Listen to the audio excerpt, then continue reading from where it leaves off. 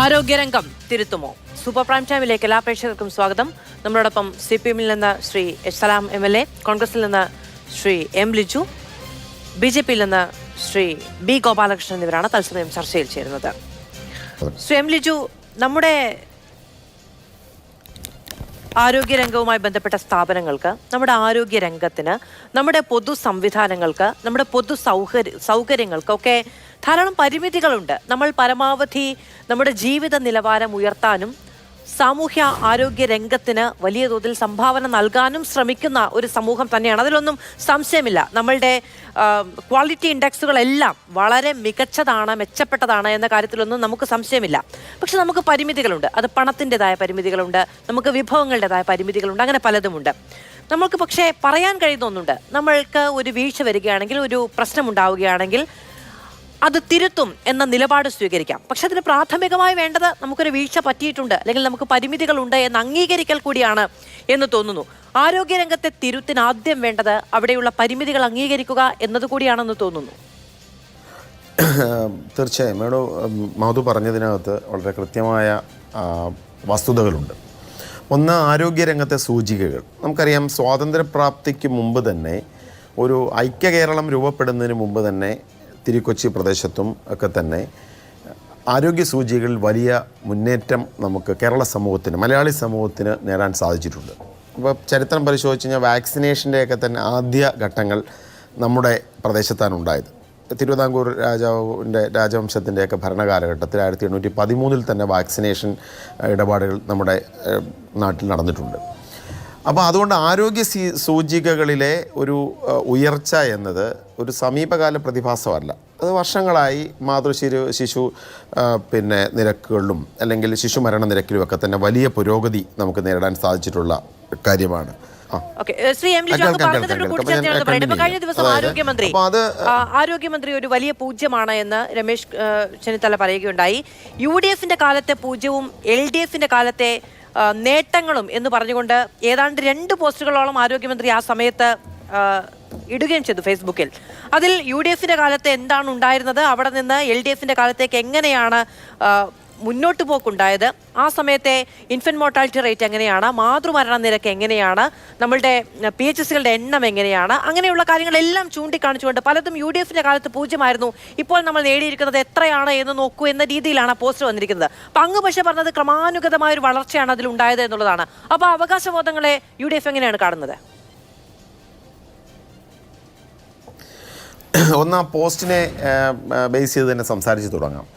ഒന്ന്, ആരോഗ്യമന്ത്രി അത്തരം ഒരു പോസ്റ്റ് ഇട്ടതിന് വസ്തുതകളുടെ പിൻബലത്തിലല്ല. അപ്പോൾ അതിൽ ആദ്യം തന്നെ ആരോഗ്യമന്ത്രി പറഞ്ഞു വെച്ച ഒരു കാര്യം ശിശുമരണ നിരക്ക്, അതോടൊപ്പം തന്നെ അത്തരം ചില റേഷ്യോസാണ് ആദ്യഘട്ടത്തിൽ തന്നെ സൂചിപ്പിച്ചത്.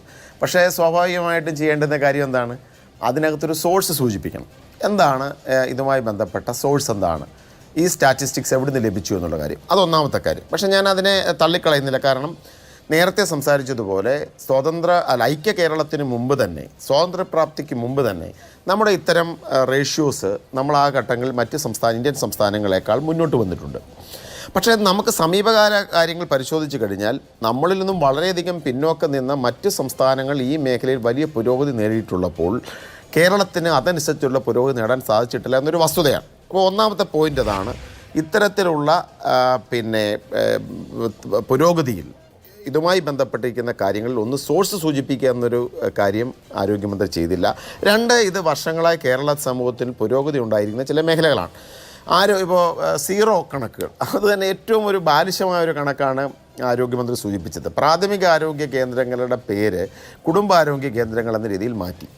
UDF-ന്റെ കണക്ക് കാലഘട്ടത്തിൽ പ്രാഥമികാരോഗ്യ കേന്ദ്രങ്ങൾ എന്ന് പേരിട്ടിരുന്ന സ്ഥാപനങ്ങളെ പുതിയ തരത്തിൽ കുടുംബാരോഗ്യ കേന്ദ്രങ്ങൾ എന്ന് മാറിക്കഴിയുമ്പോൾ കുടുംബാരോഗ്യ കേന്ദ്രങ്ങൾ UDF-ന്റെ കാലഘട്ടത്തിൽ ഇല്ല, സീറോ ആയിരുന്നു എന്ന് പറയുന്നതിൻ്റെ അർത്ഥം മധുവിന് പിടിയിട്ടില്ലേ? പേര് മാറ്റി, പഴയ പ്രാഥമികാരോഗ്യ കേന്ദ്രങ്ങളുടെ പേര് ഇങ്ങനെ മാറ്റിയിട്ട് UDF-ന്റെ കാലഘട്ടത്തിൽ കുടുംബാരോഗ്യ കേന്ദ്രം ഒന്നും ഉണ്ടായിരുന്നില്ല, മുഴുവൻ ഞങ്ങളാണ് ആരംഭിച്ചത് എന്ന് പറയുന്നത് എത്രമാത്രം ബാലിശമായ ഒരു അവകാശവാദമാണ് എന്നുള്ള കാര്യം മാധു ചിന്തിച്ചു നോക്കുക. മൂന്നാമത്തെ കാര്യം ചികിത്സാ ചിലവുകളുമായി ബന്ധപ്പെട്ടിട്ടാണ്. ഇപ്പോൾ ചികിത്സാ ചിലവുകളിൽ നമ്മുടെ രാജ്യത്ത് പ്രധാനപ്പെട്ട അംഗീകരിക്കപ്പെടുന്ന കണക്കുകൾ എന്ന് പറയുന്നത് നാഷണൽ ഹെൽത്ത് അക്കൗണ്ട്സ് ഡേറ്റയാണ്. നാഷണൽ ഹെൽത്ത് അക്കൗണ്ട്സ് ഡേറ്റ വെച്ചിട്ടാണ് നമ്മൾ ചികിത്സാ ചിലവുകളുടെ കാര്യത്തിൽ തീരുമാനങ്ങൾ എടുക്കുന്നത്. ഇപ്പം നാഷണൽ ഹെൽത്ത് അക്കൗണ്ട്സ് ഡേറ്റ പ്രകാരം അതിന് ഔട്ട് ഓഫ് പോക്കറ്റ് എക്സ്പെൻസ് എന്ന് പറഞ്ഞു കഴിഞ്ഞാൽ ഒരു രോഗിക്ക് സ്വന്തമായി ചികിത്സയ്ക്ക് എത്ര രൂപ ചിലവഴിക്കേണ്ടി വരും, ഇതാണ് ഇതുമായി ബന്ധപ്പെട്ട ഡേറ്റ. ആ ഡേറ്റ പ്രകാരം കേരളം സർക്കാർ ചിലവ് ഏറ്റവും കുറഞ്ഞു നിൽക്കുന്നൊരു സംസ്ഥാനമാണ്. 32% മാത്രമാണ് സർക്കാർ ഈ ചിലവഴിച്ചിട്ടുള്ളത്.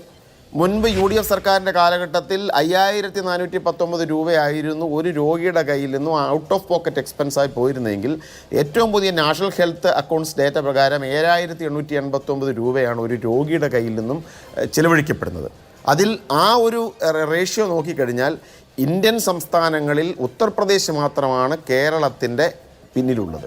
പ്രധാന സംസ്ഥാനങ്ങളിൽ ഉത്തർപ്രദേശിലാണ് അതിനും കൂടുതൽ പണം ചെലവഴിക്കപ്പെടുന്നത്. അപ്പോൾ എന്ന് പറഞ്ഞാൽ ആരോഗ്യമന്ത്രി UDF കാലഘട്ടവുമായി താരതമ്യം ചെയ്തിട്ട ഡേറ്റ ഒന്ന് ബാലിശമായ അവകാശവാദങ്ങൾ മുന്നോട്ട് വെച്ചു. പ്രാഥമിക ആരോഗ്യ കേന്ദ്രങ്ങളുടെ ഉൾപ്പെടെ പേര് മാറ്റിയതിനു ശേഷം UDF കാലഘട്ടത്തിൽ അത്തരം കേന്ദ്രങ്ങൾ ഉണ്ടായിരുന്നില്ല എന്ന് പറയുന്ന ഏറ്റവും ബാലിശമായ ആർഗ്യുമെൻ്റ് മുന്നോട്ട് വെച്ചു. രണ്ടാമത്തെ കാര്യം, വർഷങ്ങളായി ഐക്യ കേരളത്തിന് മുമ്പ് തന്നെ കേരളം മുമ്പിൽ നിന്ന പല സൂചികകളും താരതമ്യേന മറ്റ് ഇന്ത്യൻ സ്റ്റേറ്റുകൾ മുന്നോട്ട് വന്നപ്പോൾ അതിൽ വളരെ ചെറിയ പുരോഗതി മാത്രം ഉണ്ടാക്കിയിട്ടും അതൊരു വലിയ സ്വന്തം നേട്ടമായി പറയുന്ന തരത്തിൽ ഉള്ള ഒരു PR വർക്കാണ് ആരോഗ്യമന്ത്രി നടത്തിയത്. മൂന്നാമത്, ഒരു സംസ്ഥാനത്തെ ആരോഗ്യ മേഖലയുടെ കാര്യത്തിൽ ഏറ്റവും നിർണായകമായ കാര്യമായിരിക്കുന്ന ഔട്ട് ഓഫ് പോക്കറ്റ് എക്സ്പെൻസ്, ഒരു രോഗിയുടെ കയ്യിൽ നിന്ന് എത്ര രൂപ ചെലവഴിക്കുന്ന കാര്യത്തിൽ ഇന്ത്യയിൽ തന്നെ ഏറ്റവും കൂടുതൽ പണം ചെലവഴിക്കുന്ന ഒരു സംസ്ഥാനമായിട്ടും വ്യാജ ഡേറ്റകൾ ഉപയോഗിക്കാനാണ് ആരോഗ്യമന്ത്രി ശ്രമിച്ചത്. ഇത് ഈ കണക്കുകളും ഈ വിലയിരുത്തലുകളും ഈ വിവാദങ്ങളും വിമർശനങ്ങളും ഒക്കെ ഉണ്ടായത് തിരുവനന്തപുരം മെഡിക്കൽ കോളേജുമായി ബന്ധപ്പെട്ട് ആദ്യമുണ്ടായ വെളിപ്പെടുത്തലിന് പിന്നാലെയാണ്.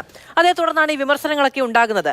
അതിന് പിന്നാലെയാണ് കോട്ടയം മെഡിക്കൽ കോളേജിൽ ഇത്രയും ദാരുണമായ ഒരു സംഭവം ഉണ്ടാവുകയും ഇതൊരൊറ്റപ്പെട്ട സംഭവമാണ് എന്ന നിലയ്ക്ക്, ഇപ്പോൾ ഹാരിസ് തിരക്കലിന് വെളിപ്പെടുത്തൽ വന്നപ്പോൾ ഒറ്റപ്പെട്ട സംഭവം എന്ന നിലയ്ക്ക് കണ്ടുകൊണ്ട് അന്താരാഷ്ട്ര സമൂഹം ആകെ ഉറ്റുനോക്കുന്ന കേരളത്തിൻ്റെ ആരോഗ്യ മേഖലയെ തകർക്കാനുള്ള ശ്രമം, പ്രതിപക്ഷത്തിന് ആയുധം വെച്ചു കൊടുക്കൽ, മാധ്യമപ്രവർത്തകർക്ക് ആഘോഷമാക്കാനുള്ള കാരണമുണ്ടാക്കി കൊടുക്കൽ തുടങ്ങിയ വിമർശനങ്ങളൊക്കെ ഉയർന്നു വരുന്നതിനിടയിലാണ് ഈ കോട്ടയം മെഡിക്കൽ കോളേജിലെ ദാരുണമായ സംഭവം കൂടി ഉണ്ടായത് എന്നുള്ളതാണ്. ശ്രീ H. സലാം നമ്മളോടൊപ്പം ടെലിഫോൺ ലൈനിലുണ്ട്. അദ്ദേഹം തത്സമയം അല്പസമയത്തിനകം തന്നെ ചർച്ച ചെയ്യുകയും ചെയ്യും. ഞാൻ വരാം. Advocate M. ലിജു, ഞാൻ അങ്ങിലേക്ക് വരാം. ഒരു കാര്യം കൂടെ ആഡ് ചെയ്യാനുണ്ട്, അത് പറയാതെ പോകുന്നത് ശരിയല്ല. അപ്പം നിങ്ങളുടെ മാധ്യമം, ഞാൻ ഇത്രയും സംസാരിച്ചത് സ്റ്റാറ്റിസ്റ്റിക്കലായി പിന്നെ വീണ ജോർജ് പറഞ്ഞ കാര്യങ്ങളുടെ മറുപടിയാണ്. നമുക്ക് മറ്റൊരു വളരെ സിമ്പിൾ ലോജിക്കിലേക്ക് കാര്യങ്ങൾ പോകാം. ഇപ്പോൾ കേരളം ആരോഗ്യരംഗത്ത് നമ്പർ 1 ആണ്. നിങ്ങളുടെ ചാനൽ തന്നെ കഴിഞ്ഞ ദിവസം പ്രസിദ്ധീകരിച്ചൊരു വാർത്ത, കേരളത്തിലെ പ്രമുഖരായ മന്ത്രിമാർ ഈ സംസ്ഥാന, ഞാൻ അവരുടെ ചികിത്സ തേടുന്നതിനൊന്നും ഞാൻ എതിരല്ല കേട്ടോ. കാരണം എന്താ പറയുക, അവരുടെ ആരോഗ്യം ഏറ്റവും നന്നായി സംരക്ഷിക്കേണ്ടത് അവരുടെ മാത്രം ഉത്തരവാദിത്തമല്ല, കേരള സമൂഹത്തിൻ്റെ മൊത്തം ഉത്തരവാദിത്തമാണ്. ഈ മന്ത്രിമാർ, ഞാൻ പേരെടുത്ത് പറയുന്നില്ല, നിങ്ങളുടെ വാർത്തയിൽ വ്യക്തമായിരുന്ന പ്രകാരം ഇപ്പോൾ മുഖ്യമന്ത്രി അമേരിക്കയിൽ പോകുന്നു, അതായിക്കൊള്ളട്ടെ, സമാനമായ രീതിയിൽ കേരള മന്ത്രിസഭയിലെ പ്രമുഖരായ മന്ത്രിമാർ കേരളത്തിൽ ചികിത്സ നേടിയത് അവരുടെ റീഇംബേഴ്സ്മെൻറ്റ് രേഖകൾ പ്രകാരം മെഡിക്കൽ കോളേജുകളിലാണോ?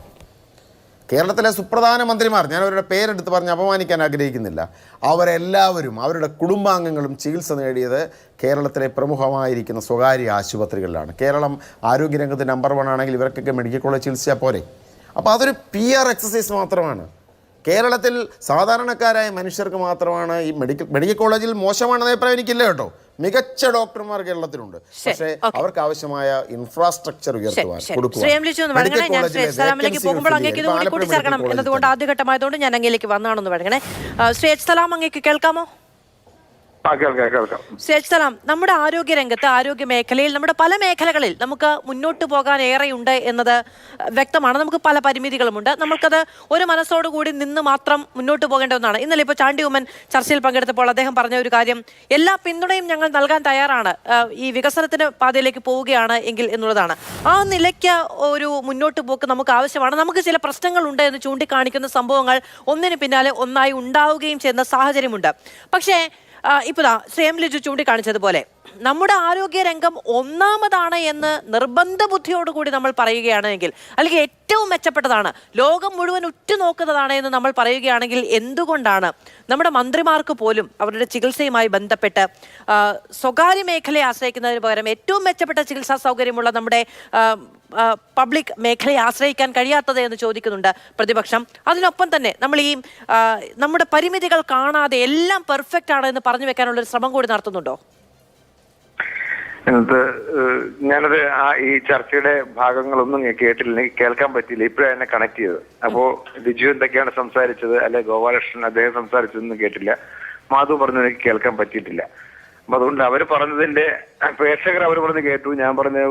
ഞാൻ പറയുമ്പോൾ അതുപോലെ ഒരു കണക്റ്റഡ് ആയിട്ട് ചിലപ്പോ കേൾക്കണമെന്നില്ല. ഞാനത് മനസ്സിലാക്കാത്തതുകൊണ്ട് ഇപ്പോ മാധു പറഞ്ഞു വെച്ചിട്ട് ഞാൻ പറയുകയാണ്. ഇപ്പൊ കേരളത്തിലെ ആരോഗ്യ മേഖല ഇന്ത്യൻ സംസ്ഥാനങ്ങളിൽ ഏറ്റവും അവസാനത്തതാണ് എന്ന് പറഞ്ഞാൽ ഗോപാലകൃഷ്ണനും ലിജുവിനും എന്താ പറയാ ഹൃദ്യമാകുമെന്ന് തന്നെ ഞാൻ വിചാരിക്കുകയാണ്. അങ്ങനെ പറയണമെന്നാണോ? നമ്മളൊരു സമൂഹം യാത്ര ചെയ്യുന്ന മുന്നോട്ടാണ്. സ്വാഭാവികമായിട്ടും നമ്മുടെ ഒരു മുന്നോട്ടുള്ള യാത്രയിൽ ഇപ്പൊ നമ്മൾ എത്തിയിടത്തുനിന്ന് ഇനിയും മുന്നോട്ട് പോകണം എന്ന് ആഗ്രഹിക്കുകയും പറയുകയും ചെയ്താൽ അതൊരു പോസിറ്റീവായ ഒരു സെൻസ് ആയിട്ട് നമുക്ക് കണക്കാക്കാൻ പറ്റും. ഇത് അങ്ങനെയല്ല പറയുന്നത്. നമ്മുടെ മുന്നിലേക്ക് ഒരു അപകടത്തിന്റെ പശ്ചാത്തലത്തിലാണ് നമ്മളിപ്പോൾ ഒരു ചർച്ചയിലേക്ക് വരിക സ്വാഭാവികമായിട്ടും.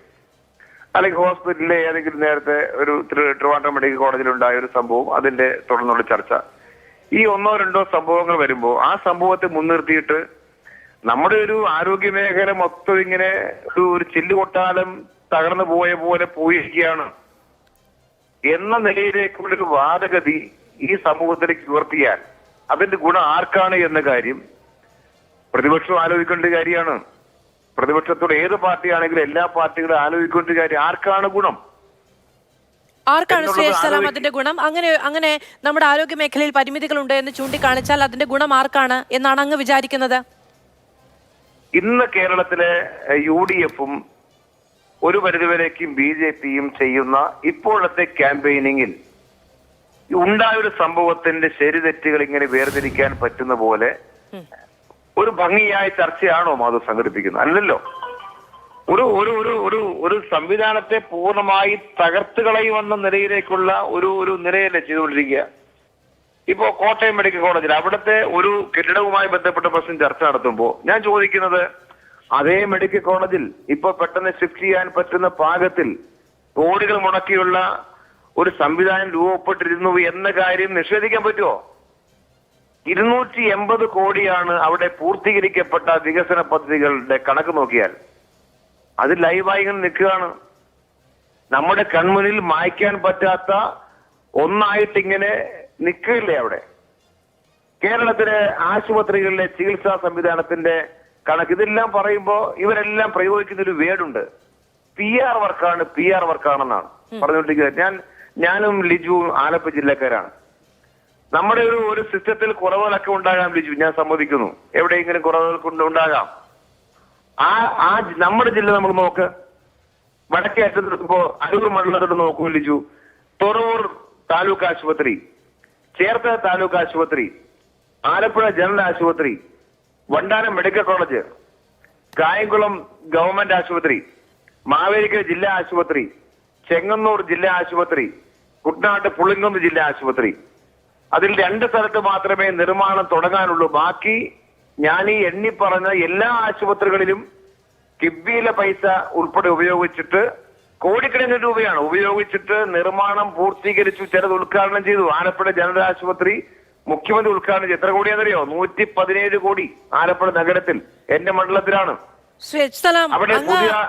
ശ്രീ M. ലിജുവിനെ കൂടി വിശ്വാസത്തിൽ എടുത്തുകൊണ്ട് എണ്ണി പറഞ്ഞ ആശുപത്രികളിൽ ഒന്നിന്റെ പേര് കായംകുളം താലൂക്ക് ആശുപത്രിയാണ്. കഴിഞ്ഞ ദിവസം അവിടെ രോഗികളെ പരിശോധിച്ചത് മൊബൈൽ വെട്ടത്തിന്റെ സഹായത്തോടു കൂടിയാണ്. ഇവിടെ മൊബൈൽ ടോർച്ച് വെട്ടത്തിന്റെ ഒരു നിമിഷം വൈദ്യുതി മുടങ്ങിയതിനെ തുടർന്നാണ് OP-യിൽ രോഗികളെ മൊബൈലിന്റെ വെളിച്ചത്തിൽ പരിശോധിച്ചത്. അവിടെ ലക്ഷക്കണക്കിന് രൂപ മുടക്കി വാങ്ങി വെച്ചിരിക്കുന്ന ജനറേറ്റർ പ്രവർത്തനരഹിതമാണ്. അപ്പൊ അങ്ങ് എണ്ണി പറഞ്ഞ മേന്മകളുടെ കൂട്ടത്തിൽ അങ്ങനെ ഒന്ന് എനിക്ക് കൂട്ടിച്ചേർക്കാൻ ഉള്ളിടത്ത് പരിമിതികളും കെടുകാര്യസ്ഥതയും ഉണ്ടെന്ന് നമ്മുടെ സിസ്റ്റം തിരിച്ചറിയണ്ടേ? എല്ലാ സിസ്റ്റത്തിന്റെ പ്രശ്നമാണല്ലോ മാധു. ഞാൻ പറയുന്നത് ഇപ്പോ അത് ചിലപ്പോ സംഭവിക്കാം. ഒരു ഇലക്ട്രോണിക് ഉപകരണം കേടുവന്നാൽ ചിലപ്പോ സംഭവിച്ചേക്കാം. അതൊന്നും ഇല്ലെന്നല്ലല്ലോ പറയുന്നത്. അത് എവിടെയായാലും സംഭവിച്ചേക്കാം. ഞാൻ പറയുന്നത് ഒരു സംവിധാനത്തെ ഇത്രയും മെച്ചപ്പെടുത്താൻ ഞാനിത് പറയുന്നത് ചോദിച്ചാൽ ഈ ജില്ലയിൽ നിന്ന് മുൻപ് ഗവൺമെന്റ് ഉണ്ടായിട്ടുണ്ട്. UDF-ന് ഭൂരിപക്ഷം MLA-മാർ ജയിച്ച കാലമുണ്ട് ഞങ്ങളുടെ ജില്ലയിൽ. ബഹുമാനായിട്ടുള്ള ശ്രീ AK ആന്റണി മുഖ്യമന്ത്രി ആയിട്ടുണ്ട് കേരളത്തിൽ. ഏതെങ്കിലും ഒരു കാലത്ത് ഈ ജില്ലയെ എന്റെ ജില്ല, ഞങ്ങൾ രണ്ടാളുടെയും ജില്ലയെ ഉദാഹരിക്കുന്നത് ഞങ്ങൾ നേരിടറിയാന്നുകൊണ്ട് പറയാണ്. ഇതിന് സമാനമായി ഇത്രയും പണം മുടക്കി ആരോഗ്യ മേഖലയെ മെച്ചപ്പെടുത്താൻ ഒരു കാലത്തോട് നിലപാടുണ്ടായിട്ടില്ല, ഒരു ഗവൺമെന്റ് ചെയ്തിട്ടില്ല. ശ്രീ എച്ച് സലാം, ആ ചെയ്ത കാര്യം കേരളം ആകെ എല്ലാ ജില്ല നോക്കിയാലും കാണാം, എല്ലാ ഇൻസ്റ്റിറ്റ്യൂഷൻ നോക്കിയാലും കാണാം. ഇതുപോലെ കോടാനുകോടി രൂപ മുടക്കിയിട്ട് ഈ സിസ്റ്റത്തെ മെച്ചപ്പെടുത്താൻ ചെയ്യുന്ന പ്രവർത്തനങ്ങൾ. ശ്രീ എച്ച് സലാം, അതായത് അങ്ങ് എണ്ണി പറഞ്ഞ ആശുപത്രികൾ ഈ പറയുന്ന വികസന പ്രവർത്തികൾ ഉണ്ടായിട്ടുണ്ട് എന്നുള്ളത് എനിക്കും അങ്ങേക്കും ശ്രീ എം ലിജുവിനും അഡ്വക്കേറ്റ് ബി ഗോപാലകൃഷ്ണൻ സന്തോഷമുള്ള കാര്യമാണ്.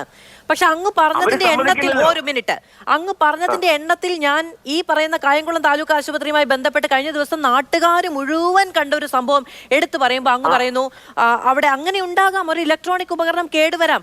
അങ്ങനെ ഇലക്ട്രോണിക് ഉപകരണം കേടുവന്നതല്ല ശ്രീ എച്ച് സലാം, ഇലക്ട്രോണിക് ഉപകരണം കേടുവന്നതല്ല, വൈദ്യുതി ബന്ധം തന്നെ തടസ്സപ്പെട്ടതാണ്.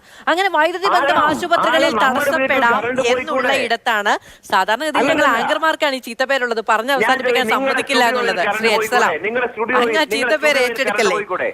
ഒരു മിനിറ്റ്, നിങ്ങളുടെ സ്റ്റുഡിയോയിൽ കറണ്ട് പോയിക്കൂടെ? ഞങ്ങളുടെ സ്റ്റുഡിയോയിൽ കറണ്ട് പോകാം, അതുകൊണ്ടാണ് ഇവിടെ ജനറേറ്റർ സംവിധാനം ഉള്ളത്. മാതൃഭൂമി ന്യൂസ് അതാണ് ആ ജനറേറ്റർ കറണ്ട് പോകുന്നതിന്റെ കൂടെ അല്ല കേടുവരിക. കറണ്ട് പോകുമ്പോൾ പകരം സംവിധാനം എന്ന നിലയ്ക്കുള്ള ജനറേറ്റർ കേട് വന്നിട്ടുണ്ടെങ്കിൽ അടുത്ത തവണ അത് കേടുവരുന്നതിന് മുമ്പ് നമ്മളത് പരിഹരിച്ചു വെക്കുക എന്നുള്ളതാണ് കർത്തവ്യബോധം. ഇനി ഞാൻ ചോദിക്കട്ടെ, നിങ്ങളുടെ സ്റ്റുഡിയോയിൽ കറണ്ട് പോയ സമയത്ത് ജനറേറ്ററും കൂടി ഒരേ സമയം കേട് വന്നാൽ നിങ്ങൾ ചാനൽ കൊടുക്കുക എന്ന് പറയാൻ പറ്റുമോ? സംഭവിച്ചേക്കാവുന്നൊരു കാര്യമാണ് ആക്സിഡന്റലി ആണ്. പക്ഷേ 10-13 വർഷമാകുന്നു ഈ സ്ഥാപനം പ്രവർത്തി തുടങ്ങിയിട്ട്. ഞങ്ങൾക്ക് ഇതുവരെ ഈ പറയുന്ന ഈ എന്തെങ്കിലും തരത്തിലുള്ള അനുഭാവം കാണിക്കാൻ വേണ്ടി മെഴുകുതിരി കത്തിച്ചു വെച്ചിട്ടുണ്ട് എന്നല്ലാതെ മെഴുകുതിരി വെളിച്ചത്തിൽ വാർത്ത വായിക്കേണ്ടി വന്നിട്ടില്ല. നിങ്ങളുടെ മൈക്ക് കേടാവാതിരിക്കട്ടെ, സന്തോഷം. ഞാൻ പറഞ്ഞത് ഇത് ആക്സിഡന്റലി സംഭവിച്ചേക്കാവുന്ന ഒരു കാര്യമാണ്, ഒരു സിസ്റ്റത്തിന്റെ മൊത്തം പ്രശ്നം എന്ന് മറ്റിലേക്ക് പ്രസന്റ് ചെയ്യാൻ നമ്മൾ വളരെ ലഘൂകരിച്ച് അതിനെ കാണുന്നതിനപ്പുറത്തും ആശുപത്രിയിൽ ജീവൻ രക്ഷാ ഉപകരണങ്ങൾ പ്രവർത്തിക്കുന്ന ഇടമാണ്. അവിടെ വൈദ്യുതി ബന്ധം തടസ്സപ്പെടാമെന്ന ബോധ്യത്തിലാണ് അവിടെ ലക്ഷക്കണക്കിന് രൂപ ചെലവഴിച്ച് ജനറേറ്റർ വാങ്ങി വെച്ചിരിക്കുന്നത്. അത് പ്രവർത്തനരഹിതമാണെന്ന് ഒരൊറ്റ നിമിഷം കൊണ്ട് നമ്മൾ തിരിച്ചറിയുന്നതല്ല. അങ്ങനെ ഒരൊറ്റ ചോദ്യം പോലും പൂർത്തീകരിക്കാൻ സമ്മതിക്കുന്നില്ല എന്നത് അങ്ങയുടെ ശ്രദ്ധയിൽപ്പെടുമെന്ന് ഞാൻ വിചാരിക്കുന്നു. സാധാരണഗതിയിൽ തിരിച്ചാണ് അതിൽ ആക്ഷേപം ഉണ്ടാകാറ്. എന്നിരുന്നാൽ പോലും ആ ജനറേറ്റർ കേടായിട്ട് അടുത്ത തവണയും മൊബൈൽ ടോർച്ചിന്റെ വെട്ടത്തിൽ OP പ്രവർത്തിക്കുന്നത് വരെയും അത് അവിടെ വെച്ചോണ്ടിരുന്നിട്ടുണ്ടെങ്കിൽ അതുമായി ബന്ധപ്പെട്ട നടപടി ഉണ്ടാകണം. അതുമായി ബന്ധപ്പെട്ട അന്വേഷണം ആർക്കാണ് ഈ കെടുകാര്യസ്ഥതയുള്ളത്, ഈ ഉത്തരവാദിത്തരാഹിത്യമുള്ളത് എന്ന് സംബന്ധിച്ച് പരിശോധന വേണം എന്നേ ഞാൻ പറഞ്ഞുള്ളൂ. പോസിറ്റീവായ സെൻസിൽ ചൂണ്ടിക്കാണിക്കുന്നതിലും പരിശോധന ഒരു കുഴപ്പമില്ല. അതൊന്നും അങ്ങനെ പറയുന്നത് കുഴപ്പം. ഞാൻ പറഞ്ഞത് അങ്ങനെ ഉണ്ടാകുന്ന ഒന്നോ രണ്ടോ സംഭവത്തെ മുൻനിർത്തിയിട്ട് നമ്മുടെ ആരോഗ്യ മേഖല മൊത്തം ചില്ലുകൊട്ടാരം പോലെ വീണുടഞ്ഞു പോയിരിക്കുകയാണ് എന്ന് പറയുന്നത് മാത്രമേ പറയുന്നുള്ളൂ. എനിക്ക് മനസ്സിലാകുന്നത് അല്പസമയത്തിൽ തന്നെ തത്സമയം ഈ ചർച്ചയിൽ ചേരും എന്നുകൂടി ഞാൻ വിചാരിക്കുകയാണ്. അങ്ങ് തിരുവനന്തപുരം മെഡിക്കൽ കോളേജുമായി ബന്ധപ്പെട്ടും കോട്ടയം മെഡിക്കൽ കോളേജുമായി ബന്ധപ്പെട്ടും തുടരെയുണ്ടായ 2 സംഭവങ്ങൾ ഒറ്റപ്പെട്ടതാണെന്ന് പറയാൻ വേണ്ടി കുറച്ച് ആശുപത്രികളുടെ പേരെടുത്ത് പറയുമ്പോൾ അതിലും എനിക്ക് ചൂണ്ടിക്കാണിക്കാൻ മറ്റു ചില ഒറ്റപ്പെട്ട സംഭവങ്ങൾ ഉണ്ടായിരുന്നു എന്നത് ഞാനൊന്ന് പറഞ്ഞു പോയി എന്നേ ഉള്ളൂ. ശ്രീ എച്ച് സലാം, ഞാൻ അങ്ങ് പെട്ടെന്ന് തന്നെ തത്സമയം ജോയിൻ ചെയ്യും എന്നുകൂടി വിചാരിക്കുകയാണ്. അഡ്വക്കേറ്റ് ബി ഗോപാലകൃഷ്ണൻ, ഇപ്പോ ഏറ്റവും അവസാനത്തേതാണ് കേരളത്തിലെ ആരോഗ്യ രംഗത്തിന്റെ പ്രവർത്തന രീതി എന്ന് പറഞ്ഞാൽ തൃപ്തിയാകുമോ എന്നുള്ളതാണ് ശ്രീ എച്ച് സലാം മുന്നോട്ട് വെച്ചൊരു ചോദ്യം. നമ്മുടേത് തീരെ മോശപ്പെട്ടതാണ് എന്ന് പറഞ്ഞാൽ തൃപ്തിയാകുന്ന ഏറ്റവും താഴ്ന്ന നിലവാരത്തിലുള്ള രാഷ്ട്രീയ കൗതുകം മാത്രമാണോ ഈ വിവാദങ്ങൾക്ക് പിന്നിലുള്ളത്?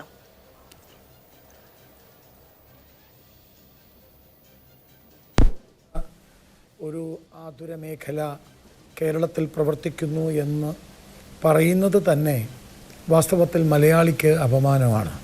കാരണം മലയാളി എന്നും കേരളീയരുടെ ഏറ്റവും കൂടുതൽ അഭിമാനകരമായിരുന്നത് ഹെൽത്ത് രംഗത്തും സാക്ഷരത എന്ന് പറയുന്ന ഈ വിദ്യാഭ്യാസത്തിൻ്റെ രംഗത്തും എന്നും കേരളം മുൻപന്തിയിലായിരുന്നു.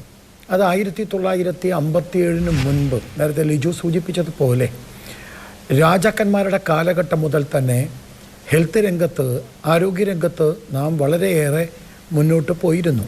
പക്ഷേ എനിക്ക് സങ്കടകരമായിട്ട് ഈ ചർച്ചയിൽ മിസ്റ്റർ എച്ച് സലാം പറഞ്ഞ ഒരു കാര്യം മാധു ശ്രദ്ധിക്കാതെ പോയോന്ന് എനിക്കറിയില്ല. അദ്ദേഹം പറയുകയാണ് കോട്ടയത്ത് ഒരു കെട്ടിടവുമായി ബന്ധപ്പെട്ട ഒരു ചർച്ചയാണ് നടക്കുന്നത്.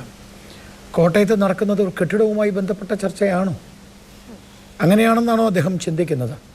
എന്നിട്ട് പറയുകയാണ് ഇത് ഗോപാലകൃഷ്ണനും അതുപോലെ ലിജുവിനും ഒക്കെ സന്തോഷകരമാവും ഈ ചർച്ച. വാസ്തവത്തിൽ എച്ച് സലാം എത്ര നിസ്സാരവൽക്കരിച്ചിട്ടാണ് കോട്ടയത്തെ വിഷയത്തെക്കുറിച്ച് അദ്ദേഹം പറഞ്ഞത്? നിരപരാധിയായ ഒരു സ്ത്രീ കോട്ടയം മെഡിക്കൽ കോളേജിൽ ആതുര സേവനത്തിനായി ചെല്ലുന്നു.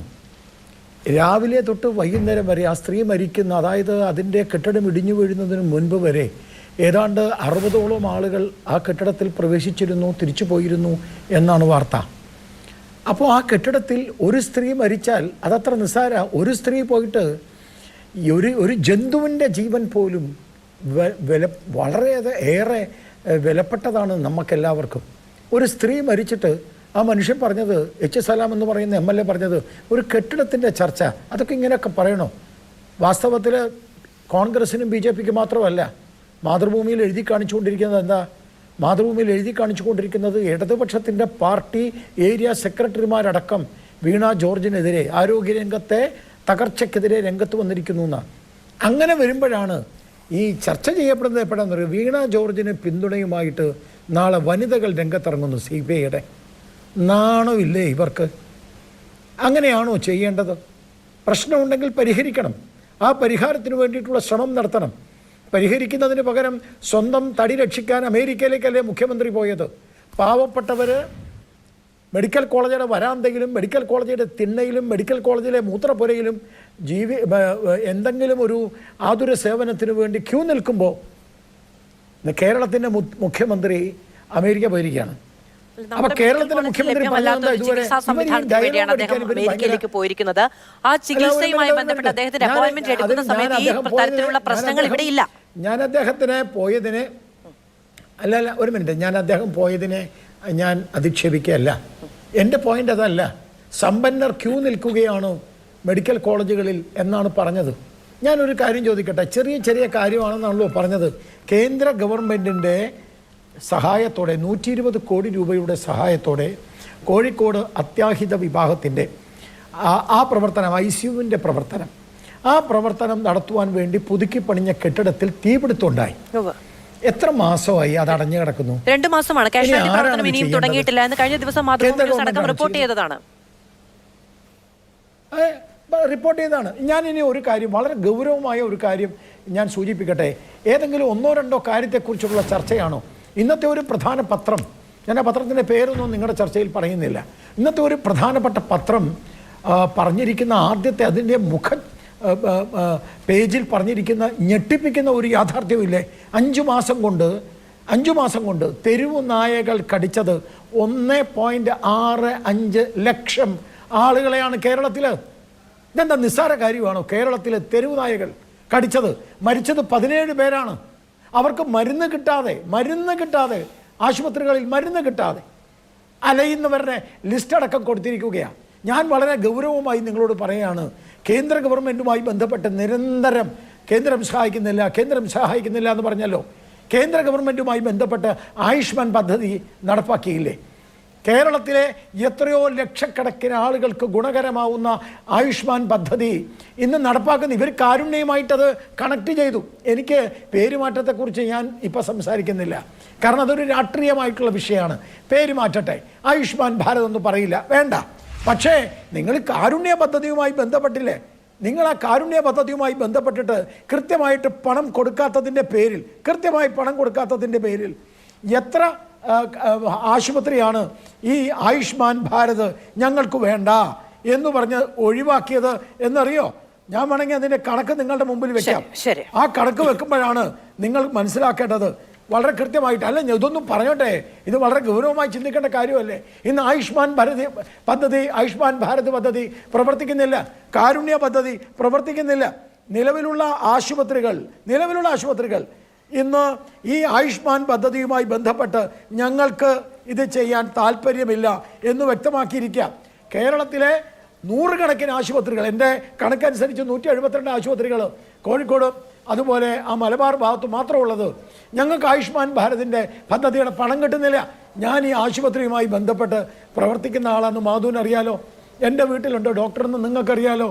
ഞാൻ പല പ്രാവശ്യം ആയുഷ്മാൻ പദ്ധതിക്ക് വേണ്ടി അപ്ലൈ ചെയ്യുമ്പോൾ പറയുന്നത് കാരുണ്യ പദ്ധതിക്ക് പണം കൊടുക്കാനില്ല. അപ്പോൾ പണം കൊടുക്കാനില്ല, എവിടെ പോകണമെന്ന് പണം? ഈ മേഖലയിലല്ലേ പണം ചെലവാക്കേണ്ടത്? നിങ്ങൾക്കറിയില്ലേ, ഓരോ മെഡിക്കൽ കോളേജിൽ 100 കണക്കിന് ആളുകൾ വെള്ളം പോലും കിട്ടാതെ അത് പ്രധാനപ്പെട്ട ഒരു കാര്യമാണ്. ഈ മേഖലയിലല്ലേ പണം ചെലവഴിക്കേണ്ടത് എന്നത് പ്രധാനപ്പെട്ട ചോദ്യമാണ്. നമ്മുടെ മെഡിക്കൽ കോളേജുകളിലടക്കം ഉള്ള പരിമിതികൾ, ആളുകൾ തറയിൽ കിടന്ന് ചികിത്സ തേടേണ്ടി വരുന്ന സാഹചര്യമൊക്കെ ഈ മേഖലയിലല്ലേ നമ്മൾ ഇനി പ്രാഥമികമായ പരിഗണന ലഭ്യമാക്കേണ്ടത് എന്ന ചോദ്യത്തിലേക്ക് നമ്മളെ തള്ളിവിടുന്നതാണ്. അടുക്കി രംലിജു, ഇതുമായി ബന്ധപ്പെട്ട് കേരളത്തിൽ പ്രതിഷേധങ്ങൾ ഏറെയുണ്ടായി. സ്വാഭാവികമായും പ്രതിഷേധങ്ങൾ ഉണ്ടാകണം എന്നുള്ളത് തന്നെയാണ് വളരെ രാഷ്ട്രീയ കൗതുകമുള്ള ഒരു സമൂഹത്തിന്റെ പ്രതിനിധി എന്ന നിലയ്ക്ക് എനിക്ക് പറയാനുള്ളത്. അത് ഇനി കലാപാഹ്വാനം എന്ന നിലയ്ക്ക് പരിഗണിക്കപ്പെടില്ല എന്ന് ഞാൻ വിചാരിക്കുന്നു. പക്ഷേ ആ പ്രതിഷേധങ്ങൾ ഉണ്ടാകുന്ന സമയത്ത് ഇന്നലെയും ചർച്ചയിൽ പറഞ്ഞതാണ്, UDFന്റെ കോൺഗ്രസിന്റെയും ഒക്കെ അനുഭാവികൾ, അണികൾ തെരുവിൽ നടത്തിയ ചില പ്രതികരണങ്ങൾ ജനാധിപത്യപരമായിരുന്നില്ല താനും. ആരോഗ്യമന്ത്രിയുടെ വീട്ടിലേക്ക് നടത്തിയ പ്രതിഷേധം, പോലീസ് വാഹനത്തിന്റെ ചില്ലെറിഞ്ഞ് പൊട്ടിച്ചത് തുടങ്ങിയ കാര്യങ്ങളൊക്കെ അതിന്റെ പരിധിയിൽ വരുന്നതാണ്. ആരോഗ്യമന്ത്രിയുടെ മുഖം മൂടി വെച്ച് കുഴഞ്ഞു വീടൽ അഭിനയിക്കുക തുടങ്ങിയ കാര്യങ്ങളൊക്കെ വ്യക്തിഹത്യയുടെ പരിധിയിൽ വരുന്നതാണ്. അങ്ങനെ പലതുമുണ്ട്. അതിനൊപ്പം തന്നെയുള്ള ഒന്ന്, ഇപ്പൊ ചാണ്ടി ഉമ്മനെതിരെ കേസെടുത്തിരിക്കുന്നു. അങ്ങനെയാണ് എങ്കിൽ ഇവിടെ കൃത്യവിലോപത്തിനുള്ള കേസുകളും നടപടികളും കൂടി ഇതിനനുസരിച്ച് വേണ്ടതാണ്. ഈ ബിന്ദുവിന്റെ മൃതദേഹവും വഹിച്ചുകൊണ്ടുപോയി ആംബുലൻസ് തടഞ്ഞു എന്നുള്ളതാണ് ചാണ്ടി ഉമ്മനെതിരായ കേസെടുക്കാനുള്ള കാരണം എന്ന് പറയുന്നത്. അങ്ങനെയാണെങ്കിൽ ജനങ്ങളുടെ പണം വിനിയോഗിച്ച് നടക്കുന്ന ഒരു സ്ഥാപനത്തിൽ കൃത്യവിലോപത്തിന്റെ പേരിൽ ജീവഹാനി ഉണ്ടായിട്ടുണ്ടെങ്കിൽ ഉത്തരവാദിത്തപ്പെട്ട ആരാണോ അവർക്കെതിരെയും ഈ പറയുന്ന നിയമ നടപടികളാകാം. മധു, യഥാർത്ഥത്തിൽ ഒരു ചർച്ച വളരെ പോസിറ്റീവായിട്ട് പോകുന്നതിനോടാണ് എനിക്കും യോജിപ്പ്. ഇവിടെ ഇപ്പോൾ സമീപ ദിവസങ്ങളിൽ ആരോഗ്യ മേഖലയെ സംബന്ധിക്കുന്ന ചർച്ചകൾ ഉയർന്നു വന്ന സാഹചര്യങ്ങൾ എന്താണ്? ഇപ്പോൾ ഒന്ന്, ഡോക്ടർ ശ്രീ ഹാരിസ് ചിറക്കലിൻ്റെ പ്രസ്താവനയാണ്. അപ്പം അദ്ദേഹം പറഞ്ഞ ചില കാര്യങ്ങൾ, അപ്പോൾ ഞാൻ സലാം പറഞ്ഞതിനോട് ഞാൻ ആ തരത്തിൽ സംസാരിക്കാൻ ആഗ്രഹിക്കുകയാണ്. ഹാരിസ് ചിറക്കൽ ഒരു ഇഷ്യൂ മുന്നോട്ട് വെച്ചു. നമ്മുടെ സംസ്ഥാനത്തെ മെഡിക്കൽ കോളേജുകളിൽ പലപ്പോഴും ശസ്ത്രക്രിയ പോലും നടക്കാൻ സാധിക്കാതെ, എന്ന് പറഞ്ഞാൽ ഉപകരണങ്ങളോ അനുബന്ധ ഉപകരണങ്ങളോ ഇല്ലാത്തതിൻ്റെ പേരിൽ ശസ്ത്രക്രിയകൾ മുടങ്ങുന്നു. പാവപ്പെട്ട രോഗികളെ കൊണ്ട് ഉപകരണങ്ങളും അനുബന്ധ സാധനങ്ങളും വാങ്ങിച്ചിട്ട് മാത്രമാണ് ചെയ്തുകൊണ്ടിരിക്കുന്നത്. ഇതെനിക്കൊരു ഡോക്ടർ എന്ന രീതിയിൽ വലിയ ഗുരുതരമായ അല്ലെങ്കിൽ കടുത്ത ദുഃഖമുണ്ടാക്കുന്നു എന്ന് അദ്ദേഹം പറഞ്ഞു. ഈ സ്റ്റേറ്റ്മെൻറ്റ് കള്ളമാണോ സലാം? നമുക്കന്നെ ഒരു ആലപ്പുഴ മെഡിക്കൽ കോളേജിൽ ഉൾപ്പെടെ ആൻജിയോപ്ലാസ്റ്റിക്ക് ചെയ്യണമെങ്കിൽ സ്റ്റെൻറ്റ് വാങ്ങുന്നതുമായി ബന്ധപ്പെട്ട എത്ര രോഗികൾക്ക് അതുമായി ബന്ധപ്പെട്ട ബുദ്ധിമുട്ടുണ്ട്. ഇപ്പോൾ കാരുണ്യ പദ്ധതി പ്രകാരം കിട്ടുമെങ്കിലും കാലതാമസം ഉണ്ടാകുന്നുണ്ട്. എത്രയോ ആളുകൾ സ്വന്തമായിട്ട് വാങ്ങേണ്ടി വരുന്നു. അനുബന്ധ ഉപകരണങ്ങൾ എത്രയോ വാങ്ങിയിട്ടാണ് പല രോഗികളെ സംബന്ധിച്ച് അവരുടെ ചികിത്സ നടക്കുന്നത്. അപ്പോൾ ഹാരിസ് ചിറക്കൽ മുന്നോട്ട് വെച്ച വളരെ സുപ്രധാനമായ ഒരു പ്രശ്നം, നമ്മുടെ സംസ്ഥാനത്തെ പൊതുജനാരോഗ്യ സ്ഥാപനങ്ങളിൽ ശസ്ത്രക്രിയയും മറ്റു കാര്യങ്ങളും ചെയ്യണമെന്നുണ്ടെങ്കിൽ സ്വന്തം കയ്യിൽ നിന്ന് പാവപ്പെട്ട മനുഷ്യർ പണം കണ്ടെത്തിയെങ്കിൽ മാത്രമേ ഇത്തരം കാര്യങ്ങൾ നടക്കുന്നുള്ളൂ എന്നുള്ള കാര്യം നിഷേധിക്കപ്പെടാൻ കഴിയാത്ത വസ്തുതയാണ്. അത് ഈ സംസ്ഥാനത്ത് അംഗീകരിക്കപ്പെട്ടൊരു വസ്തുതയാണ്. അത് ഒരു സംസ്ഥാനത്തിൻ്റെ പൊതുജനാരോഗ്യ മേഖലയുടെ ഗുരുതരമായ പ്രതിസന്ധിയും സംസ്ഥാന ആരോഗ്യ വകുപ്പിൻ്റെ ഇന്നെഫിഷ്യൻസിയുമാണ് ഒന്നാമത്തെ കാര്യം. രണ്ടാമത്, ഈ സമീപ ദിവസത്തെ ചർച്ചയുണ്ടായ കാര്യം എന്താ? ഒരു മെഡിക്കൽ കോളേജ് വാർഡിൽ കൊള്ളാൻ കഴിയാത്തവണ്ണം അവിടെ ഒരു പണി പൂർത്തിയായ ഒരു കെട്ടിടം അവിടെ നിൽക്കുന്നു. അവിടെ താമസിപ്പിക്കാതെ രോഗികളെ 12-13 വർഷങ്ങളായി ദുർബലാവസ്ഥയിൽ കണ്ടിരിക്കുന്ന ഒരു കെട്ടിടത്തിലേക്ക് കൊണ്ടുപോകുന്നു. അവിടെ കുളിക്കാൻ പോയൊരു സ്ത്രീ, ഒരു പാവപ്പെട്ട അമ്മ, അവിടെ അവർ കുളിച്ചുകൊണ്ടിരിക്കുമ്പോൾ, പാവപ്പെട്ടവരായതുകൊണ്ട് അവിടെ നിൽക്കുന്നത്, മന്ത്രിമാർക്ക് തന്നെ വേറെ സ്ഥാപനങ്ങളിൽ പോകാം, അവിടെ കുളിച്ചുകൊണ്ടിരുമ്പോൾ കെട്ടിടം ഇടിഞ്ഞ് വീഴുന്നു. അവിടെ വന്നു നിൽക്കുന്ന 2 മന്ത്രിമാർ അവർ പറയുകയാണ്, ഇതിനകത്ത് പൂട്ടിയിട്ടിരിക്കുന്നത്, അവിടെ ഒരു രോഗിയില്ല, അവിടെ രോഗി കയറേണ്ട കാര്യമില്ല. എന്തുകൊണ്ടാണ് അങ്ങനെ പറയാൻ ശ്രമിക്കുന്നത് പറഞ്ഞാൽ ഈ ദുർബലമായ കെട്ടിടം ഇടിഞ്ഞു വീഴുമ്പോൾ അവിടെ ചികിത്സ നടക്കുന്നില്ലെന്നും അവർ മാറി നിൽക്കുന്ന അവരെല്ലാം വേറെ സ്ഥലങ്ങളിലാണെന്ന് പറയേണ്ടത് ആരോഗ്യവകുപ്പ് എഫിഷ്യൻ്റ് ആണെന്ന് കാണിക്കാൻ വേണ്ടിയാണ്. മിനിറ്റുകൾക്ക് മുമ്പ് വരെ നിരവധി മനുഷ്യർ പോയിക്കൊണ്ടിരുന്നൊരു കെട്ടിടമാണ്.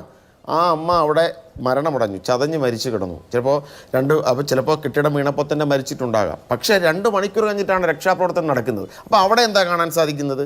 അവിടെയും ഇന്നെഫിഷ്യൻസിയാണ്. ഒരു കെട്ടിടം പണി പൂർത്തീകരിച്ചിട്ട് പോലും ഇടിഞ്ഞു പൊളിഞ്ഞൊരു കെട്ടിടത്തിൽ നിരവധി മനുഷ്യരുടെ ജീവൻ അപകടത്തിലാക്കിക്കൊണ്ട് രോഗികളെ നിർത്തേണ്ടി വരുന്നു. അത് രോഗി അതിനകത്ത് മരിച്ചു കിടന്നിട്ട് പോലും ഉണ്ടെന്ന് ഐഡൻറ്റിഫൈ ചെയ്യാൻ പോലും കഴിയാത്ത ഇന്നെഫിഷ്യൻസി. ഇത് ഇടപെടേണ്ട ഒരു പ്രശ്നമല്ലേ? ഈ ഇന്നെഫിഷ്യൻ്റ് ആണെന്ന് അറിയാവുന്നത് കൊണ്ടല്ലേ ഇവിടെ വളരെ പ്രസക്തമായൊരു ചോദ്യമാണ് മാതൃഭൂമി ഉയർത്തിയത്. എന്തുകൊണ്ടാണ് സംസ്ഥാന മന്ത്രിമാർ, ഇപ്പം നമ്മുടെ വലിയ ക്യാമ്പയിൻ രാജ്യത്തെ ഏറ്റവും പ്രഗത്ഭമായ ആരോഗ്യ സംവിധാനമാണ് എന്ന് പറയുന്നെങ്കിൽ എന്തുകൊണ്ട് നമ്മുടെ മന്ത്രിമാർ വിദേശയാത്ര മറ്റൊരു തരത്തിലാണെന്ന് കരുതാം. നമുക്ക് ഇന്ത്യയിലോ കേരളത്തിലോ ഈ ചികിത്സ ലഭ്യമല്ലാത്ത രോഗങ്ങൾക്ക് വിദേശ ചികിത്സയ്ക്ക് പോകേണ്ടി വന്നതിനെ ഒരു സ്പെഷ്യൽ കേസായി നമുക്ക് കണക്കിലെടുക്കാം. കേരളത്തിൽ എന്തുകൊണ്ട് കേരളത്തിലെ സ്വകാര്യ ആശുപത്രികളിൽ ഈ പ്രമുഖരായ മന്ത്രിമാർ ചികിത്സ നേടുന്നു? ഇപ്പോൾ കേരളത്തിലെ സ്വകാര്യ ആശുപത്രികൾ മെഡിക്കൽ കോളേജുകളേക്കാൾ ആശുപത്രികളേക്കാൾ മെച്ചമാണെന്നാണോ ഇവർ ഉദ്ദേശിക്കുന്നത്? സലാം നേരത്തെ താലൂക്ക് ആശുപത്രികളുടെയും മറ്റ് വികസനത്തെക്കുറിച്ച് പറഞ്ഞു. എനിക്കും അറിയാം സലാം, 9 വർഷക്കാലമായി കേരളത്തിൽ തുടർച്ചയായിട്ട് ഭരിച്ചുകൊണ്ടിരിക്കുന്ന ഒരു ഗവൺമെൻറ്റാണിത്. സ്വാഭാവികമായ എല്ലാ ആശുപത്രികളിലും പുരോഗതി അതൊരു ഒരു ഏത് ഭരണത്തിൻ്റെ കാലഘട്ടത്തിലും കുറേയൊക്കെ വികസന പ്രവർത്തനം ഇൻവെസ്റ്റ്മെൻറ്റും ഉണ്ടാകും. അതുകൊണ്ടാണല്ലോ ലോൺ എടുക്കേണ്ടി വരുന്നത്. കേരളത്തിൻ്റെ മൊത്തം കടം 1.5 ലക്ഷം കോടിയിൽ നിന്നും 6 ലക്ഷം കോടിയായിട്ട് ഉയർന്നു. 4 ലക്ഷം കോടിയിലൂടെ കടമെടുക്കുന്നുണ്ട്. സ്വാഭാവികമായിട്ടും ഇൻഫ്രാസ്ട്രക്ചർ ഇൻവെസ്റ്റ്മെൻറ്റുകൾ ഉണ്ടാകും. പക്ഷേ ഔട്ട്കം എന്താണ്? അതാണ് ഇവിടുത്തെ ഏറ്റവും പ്രധാനപ്പെട്ട പ്രശ്നം. എന്ത് തരം ഇതുണ്ടെങ്കിലും പിന്നെ ഇൻവെസ്റ്റ്മെൻറ്റ് കൊണ്ടുണ്ടായാലും ഇന്നൊരു സാധാരണക്കാരനും അതിന് കൺകൂടി ഞാൻ അനുവദിക്കണം, അത് അല്ലാതെ പറഞ്ഞു നിർത്താൻ കഴിയുന്ന ഒന്നല്ല. ഒരു സാധാരണക്കാരന് കുറഞ്ഞ ചിലവിൽ ഏറ്റവും വിദഗ്ധ ചികിത്സ ലഭിക്കുന്നുണ്ടോ? അവർക്ക് സമയത്ത് ചികിത്സ ലഭിക്കുന്നുണ്ടോ? ഇപ്പോൾ ആലപ്പുഴ മെഡിക്കൽ കോളേജിൽ തന്നെ സലാം ഒന്ന് ശ്രദ്ധിച്ചു നോക്കുക, കാർഡിയോ തൊറാക്സിക് സർജറിക്ക് മാസങ്ങളായി വെയിറ്റ് ചെയ്യുന്ന മനുഷ്യരില്ലേ? CT സ്കാൻ അല്ലെങ്കിൽ MRI സ്കാൻ എടുക്കാൻ എത്രയോ മാസങ്ങൾ കഴിഞ്ഞു പോകുന്ന സാഹചര്യങ്ങളുണ്ടാകുന്നു. അപ്പോൾ നിങ്ങളുടെ ഔട്ട്കം, നിങ്ങൾ ഇത്രകാലം 9 വർഷം തുടർച്ചയായിട്ട് ഭരിച്ചിട്ടും ഇന്നും നിങ്ങളുടെ മന്ത്രിമാർക്ക് പോലും ഒരു സർക്കാർ മെഡിക്കൽ കോളേജിൽ ചികിത്സ തേടാനുള്ള ധൈര്യമില്ല. അതാണ് ഒന്നാമത്തെ ഔട്ട്കം. രണ്ടാമത്തത്, സാധാരണക്കാരൻ്റെ ചികിത്സാ ചിലവുകൾ വർദ്ധിക്കുന്നു. അവർക്കൊരു ശസ്ത്രക്രിയ ചെയ്യണമെന്നുണ്ടെങ്കിൽ അവർക്ക് പുറത്തുനിന്ന് അവർ പണം കൊടുത്ത് ചെയ്യേണ്ടി വരുമെന്ന് കേരളത്തിലെ പ്രഗത്ഭനായ ഒരു ഡിപ്പാർട്ട്മെന്റ് ഹെഡ്, ഒരു ഇടതുപക്ഷ അനുഭാവിക്ക് പറയേണ്ടി വരുന്നു. നിങ്ങൾ എന്ത് നേട്ടമാണ് അതുകൊണ്ടാണ് നിങ്ങളുടെ PR ഏജൻസികളുടെ പ്രചരണമാണെന്ന് പറയുന്നത്. ഞാൻ ഇടപെടുന്നു. ശ്രീ സലാം, അങ്ങ് പറഞ്ഞു ഇതിനെല്ലാം PR എന്നാണ് പറയുന്നത് എന്ന്. അതുമായി ബന്ധപ്പെട്ടാണ് ശ്രീ ലിജു ഇപ്പോൾ വിമർശനം ഉന്നയിച്ചിരിക്കുന്നത്. ഇപ്പോൾ ഇതുമായി ബന്ധപ്പെട്ട് കഴിഞ്ഞ ദിവസങ്ങളിലൊക്കെ സാമൂഹ്യ മാധ്യമങ്ങളിലൊക്കെ വന്നതിലൊന്ന് മുൻ ആരോഗ്യമന്ത്രി KK ശൈലജ ടീച്ചർ പറഞ്ഞതാണ്, അമേരിക്കയിൽ നിന്നോ മറ്റോ വന്ന ഒരാൾ 2 രൂപയ്ക്ക് എൻ്റെ അസുഖം ഭേദമായി, അത് പ്രാഥമിക ആരോഗ്യ കേന്ദ്രത്തിൽ 2 രൂപയുടെ OP ടിക്കറ്റ് എടുത്തത് മാത്രമാണ് എനിക്ക് ചെലവിൻ്റെ അസുഖം ഭേദമായി, ഞാൻ നിങ്ങളെ ഒന്ന് അഭിനന്ദിക്കാൻ വിളിച്ചതാണ് എന്ന രീതിയിൽ പറയുന്ന ഒരു കാര്യം. ആ നിലയ്ക്ക് നമ്മുടെ ആരോഗ്യ സംവിധാനത്തിൽ മാറ്റങ്ങൾ ഉണ്ടാകുന്നുണ്ട് എങ്കിൽ സ്വാഗതാർഹം. പക്ഷേ അങ്ങനെയാണ് എങ്കിൽ നമ്മുടെ ഏറ്റവും പ്രധാനപ്പെട്ട ആളുകൾക്കും ആവർത്തിച്ചു പറയുന്നു, വിദേശത്ത് മാത്രം ലഭ്യമായ ഒരു ചികിത്സാ സംവിധാനത്തിന് വേണ്ടി നമ്മുടെ നേതാക്കന്മാർ പോകുന്നുണ്ടെങ്കിൽ അതിന് കുറ്റം പറയാൻ കഴിയില്ല. പക്ഷേ ഇവിടെ ലഭ്യമായ ട്രീറ്റ്മെൻറ്റിനു തന്നെ നമ്മൾ ഇവിടുത്തെ സ്വകാര്യ മേഖലയാണ് ആശ്രയിക്കുന്നതെങ്കിൽ, എൻ്റെ കയ്യിൽ ഇതുമായി ബന്ധപ്പെട്ട രേഖകളൊക്കെ ഉണ്ട്, അങ്ങേക്കും ലഭ്യമായതാണ്, നിയമസഭാ രേഖകളടക്കമുണ്ട്, ഇതിൻ്റെ റീഇംബേഴ്സ്മെൻറ്റ് രേഖകളടക്കമുണ്ട്, ഇതെല്ലാം ഉണ്ട്. ഇത് മുമ്പും വിവാദമായിട്ടുള്ളതും വാർത്തകളായിട്ടുള്ളതും ഒക്കെയാണ്. അപ്പോൾ അതൊക്കെ അങ്ങ് ആവശ്യപ്പെട്ടാൽ ഞാനത് വായിക്കാനും തയ്യാറാണ്. അപ്പോൾ ആ നിലയ്ക്ക് ഇവിടെയുള്ള നമ്മുടെ പ്രധാനപ്പെട്ട നേതാക്കന്മാർക്ക് പോലും നമ്മുടെ സ്വകാര്യ മേഖലയാണ് ആശ്രയിക്കാൻ തോന്നുന്നത് എങ്കിൽ പിന്നെ ജനങ്ങൾ മാത്രമായി ഞങ്ങളൊരു സംവിധാനം ഉപയോഗിച്ചിരിക്കുന്നു എന്നുള്ളതാണോ? ഇതിലിപ്പോ സ്വകാര്യ മേഖലയിൽ പോകുന്നു, വിദേശത്തേക്ക് പോകുന്നു എന്ന് അടച്ചങ്ങനെ ഒരു പറയേണ്ട കാര്യത്തില്ല. ഇപ്പോൾ വിദേശത്ത് പോകുന്നതിനെ കുറിച്ച് ആദ്യം നേരത്തെ ഗോപാലകൃഷ്ണൻ സംസാരിക്കുന്നത്, അമിത്ഷാ എവിടെയാണ് ചികിത്സിക്കാൻ പോയത്? നമ്മുടെ ലീഡേഴ്സായി നിൽക്കുന്ന ആളുകൾ സ്വാഭാവികമായിട്ടും അവരുടെ ആരോഗ്യം ഒരു സ്റ്റേറ്റിന് കൂടി ആവശ്യമായതാണ് എന്നൊരു വിചാരം നമുക്ക് വേണ്ട. ഒരു കക്ഷി രാഷ്ട്രീയത്തിന്റെ പേരിൽ വെച്ചോളാം നമുക്ക് സംസാരിക്കാം. സംസാരിക്കാൻ പറ്റും. ശ്രീ ഉമ്മൻചാണ്ടി ചികിത്സിക്കാൻ പോയത് അമേരിക്കയിലാണ്. ശ്രീ K. സുധാകരൻ ഓർമ്മക്കുറവിൽ ചികിത്സിക്കാൻ പോയത് അവിടെയാണ്. ജഹി മേത്തർ ചികിത്സിക്കാൻ പോയത് അവിടെയാണ്. ശ്രീ രമേശ് ചെന്നിത്തല 2020 അമേരിക്കയിൽ പോയി ചികിത്സിക്കാൻ എന്ത് രോഗത്തിനാണ് ഇപ്പോഴും പരസ്യപ്പെടുത്തിയിട്ടില്ല, അദ്ദേഹം ചികിത്സിക്കാൻ പോയത്. ശ്രീ K. കരുണാകരൻ, ശ്രീ AK ആന്റണി, ജയലളിത, കെജ്രിവാൾ, അമിത്ഷാ, സുഷമ സ്വരാജ് പോയതിനാണ് കിഡ്നി മാറ്റിവെക്കാൻ വേണ്ടിയ പോയത്. മൻമോഹൻ സിംഗ് ഹൃദയ ശസ്ത്രക്രിയക്കാൻ പോയത്. നമ്മളിങ്ങനെ ഒരു ലിസ്റ്റ് പറയാൻ തീരുമാനിച്ചാൽ ഇതിങ്ങനെയില്ലേ?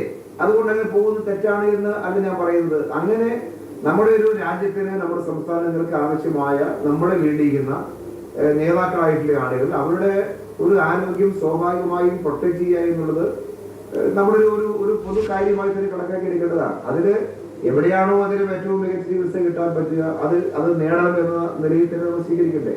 ഇപ്പോ എനിക്കറിയാവുന്ന മന്ത്രി ഇപ്പൊ MP രാജേഷ്, അദ്ദേഹം കാർഡിയോളജി ശസ്ത്രക്രിയക്ക് വിധേയനായി സർക്കാർ മെഡിക്കൽ കോളേജ് ചെയ്തത്. എനിക്കറിയാമല്ലോ, ഞാൻ 3 സ്റ്റേറ്റ് ഇട്ടു. ഞാൻ ആലപ്പുഴ മെഡിക്കൽ കോളേജിലാണ് സ്റ്റേറ്റ് ഇട്ടത്. ഇത് നമ്മുടെ ഒരു സർക്കാർ സംവിധാനത്തിൽ ഇപ്പൊ ഉണ്ടാകുന്ന ഒരു പ്രശ്നം എന്താണെന്നറിയോ, നമ്മൾ ശ്രദ്ധിക്കാതെ പോകരുതെന്നും. അത് ലിജിനോട് ഞാൻ പറയുന്നത് പോസിറ്റീവായിട്ട് കാണണം. മിനിഞ്ഞാന്ന് ലിജു നമ്മുടെ ആലപ്പുഴ മെഡിക്കൽ കോളേജിലെ OP വന്ന പേഷ്യൻസിന്റെ നമ്പർ 2900 മേലെയാണ്. 2900 മേലെയാണ്. അങ്ങ് പറഞ്ഞതിൽ ഒരു കാര്യം ഞാനൊന്ന് പറഞ്ഞും പോകുന്നു. വിദേശത്ത് ചികിത്സയ്ക്ക് പോകുന്നതുമായി ബന്ധപ്പെട്ട് ഒരു വിമർശനവും ഞാനോ ശ്രീ M. ലിജുവോ ശ്രീ B. ഗോപാലകൃഷ്ണൻ അത് പറഞ്ഞ സമയത്ത് തിരുത്തുകയും ചെയ്തു. അതിൽ അദ്ദേഹം പറഞ്ഞു മുഖ്യമന്ത്രി ചികിത്സയ്ക്ക് പോയതുമായി ബന്ധപ്പെട്ട് അദ്ദേഹത്തിനും ബുദ്ധിമുട്ടുകളില്ല, അതിൽ വിമർശനമില്ല എന്നുള്ളതാണ് പറഞ്ഞത്.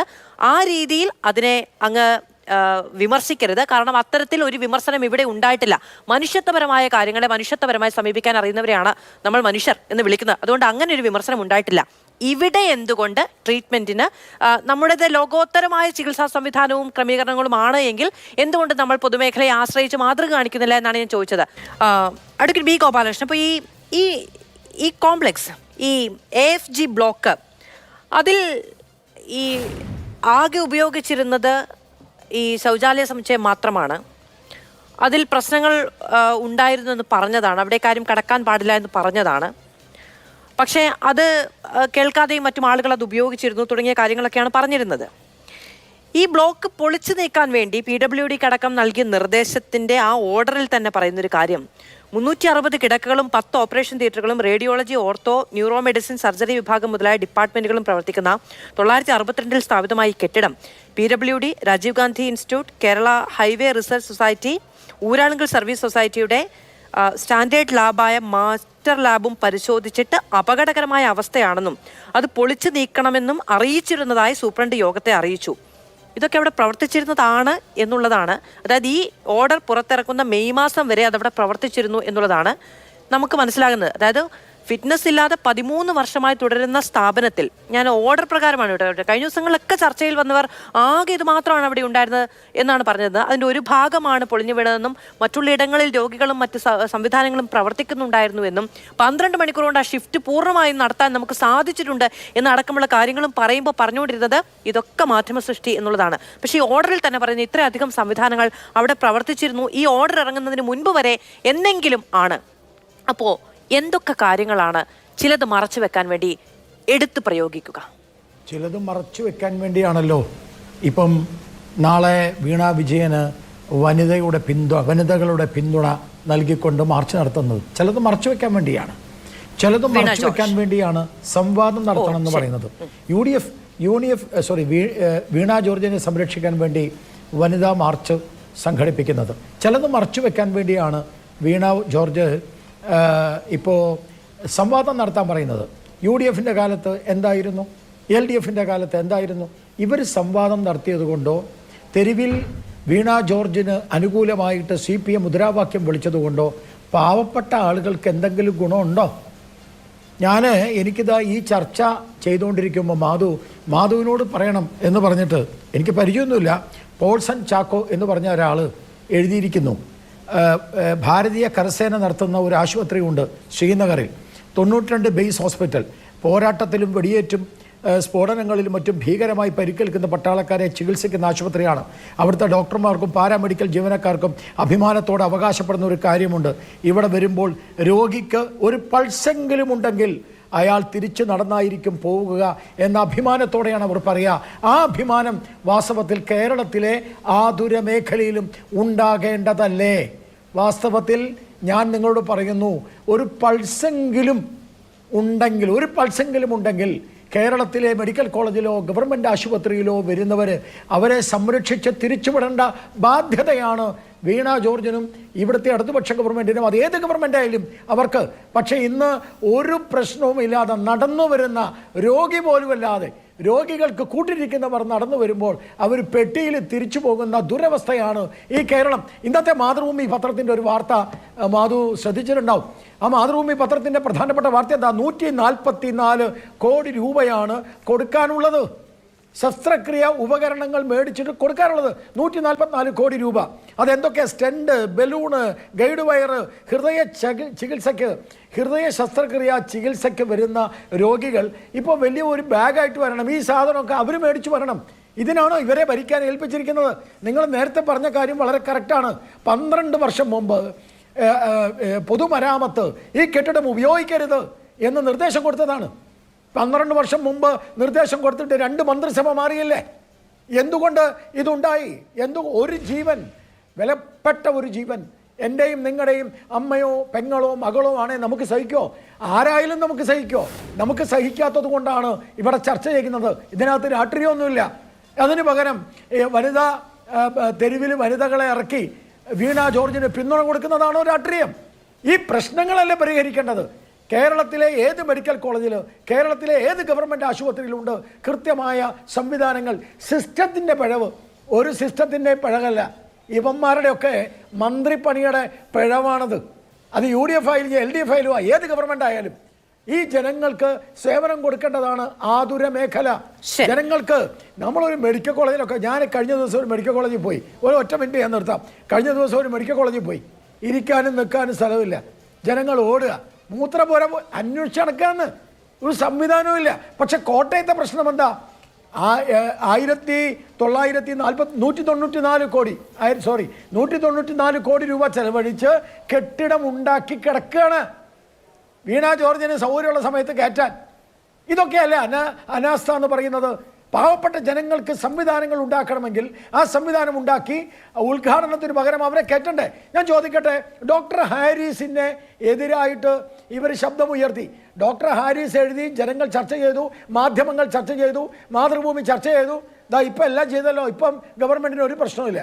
ഇവിടെ തന്നെ ഗവൺമെൻറ് മറ്റേ കോട്ടയം മെഡിക്കൽ കോളേജിൽ ഇപ്പോൾ ഉദ്ഘാടനം കഴിക്കണ്ട, എല്ലാവരെയും കയറ്റിയല്ലോ. അപ്പോൾ ഇതൊക്കെ നേരത്തെ തന്നെ കൃത്യമായി ചെയ്യേണ്ടതല്ലേ? അപ്പൊ കൃത്യവിലോപം എവിടെ ഉണ്ടായി? ഈ ബ്ലോക്കിന്റെ ഉദ്ഘാടനം കഴിയുന്നതിന് മുൻപ് തന്നെ ഷിഫ്റ്റ് ഉണ്ടാകണം എന്ന കാര്യത്തിൽ ഓർഡറൊക്കെ ഉണ്ടായിട്ടുണ്ട്. പക്ഷേ ബ്യൂറോക്രസി എന്ന് പറയുന്ന സംവിധാനം ചൊൽപ്പടിക്ക് നിൽക്കുന്നില്ല. അവർക്ക് സംവിധാനങ്ങളെയും ഭരണാധികാരികളെയും പേടിയോ ഭയമോ ഉത്തരവാദിത്തമോ ഇല്ല എന്നുള്ളതാണ്. അപ്പൊ ഈ സിസ്റ്റത്തിന്റെ എറർ എന്ന് പറയുമ്പോൾ ആ സിസ്റ്റത്തെ നിയന്ത്രിക്കേണ്ടത് ആരാണ് എന്ന് ചോദിക്കുകയാണ് ശ്രീ എച്ച് സലാം, അഡ്വക്കേറ്റ് ബി ഗോപാലകൃഷ്ണൻ അടക്കമുള്ളവർ. സിസ്റ്റത്തെ നിയന്ത്രിക്കുന്നത് ആരാണ്?